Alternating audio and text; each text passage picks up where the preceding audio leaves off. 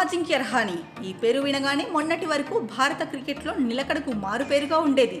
Middle ఆర్డర్లో చేతేశ్వర్ పుజారాతో కలిసి కీలక ఇన్నింగ్స్ ఆడాడు. ఆసీస్ పర్యటనలో తాత్కాలిక కెప్టెన్గాను విజయాన్ని అందించిన ఘనత అజింక్య సొంతం.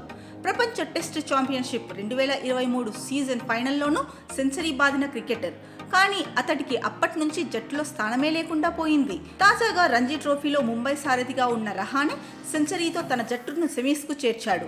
గత 10 మ్యాచ్ల్లో ఒక సెంచరీ, 3 మ్యాచ్ల్లో 90కి పైగా రన్స్, ఒక మ్యాచ్లో 80కి పైగా స్కోర్ నమోదు చేసిన ఈ క్రికెటర్ మళ్లీ భారత టెస్టు జట్టులోకి వస్తారనే నమ్మకం ఉందన్నాడు. దేశవాళీ క్రికెట్లో నా బ్యాటింగ్పై సంతృప్తిగా ఉన్నా.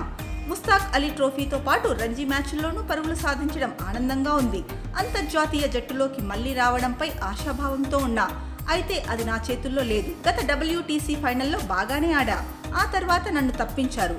ఎందుకు ఎంపిక చేయలేదనేది వేరే విషయం. అది సెలెక్టర్ల పని. నేను మాత్రం అక్కడ నాణ్యమైన ప్రదర్శన చేశానని అనుకుంటున్నా. ఆ తర్వాత ఓ సెంచరీ కూడా చేశా.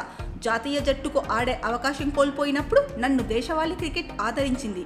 దానికోసం ఏం చేయడానికైనా సిద్ధమే. ఇప్పటికీ నాకు ఆటపై అదే ప్రేమ ఉంది. టెస్ట్ క్రికెట్ను ఎంతో గౌరవిస్తా. భవిష్యత్తులో ఏం జరుగుతుందో ఇప్పుడే చెప్పలేను.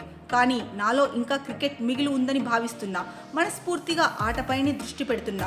ఇంగ్లాండ్ 5 టెస్టుల సిరీస్కు ఇంకా సమయం ఉంది. జూన్లో సిరీస్ జరగనుంది. ఇప్పుడు మాత్రం నేను రంజీ ట్రోఫీ సెమీస్ పైనే దృష్టి సారించా అని రహానే తెలిపాడు. రహానేని మళ్లీ జాతీయ జట్టులోకి తీసుకుంటారా? భారతీయ జట్టుకు ఆడతాడా లేదా అన్నది మాత్రం చూడాలి.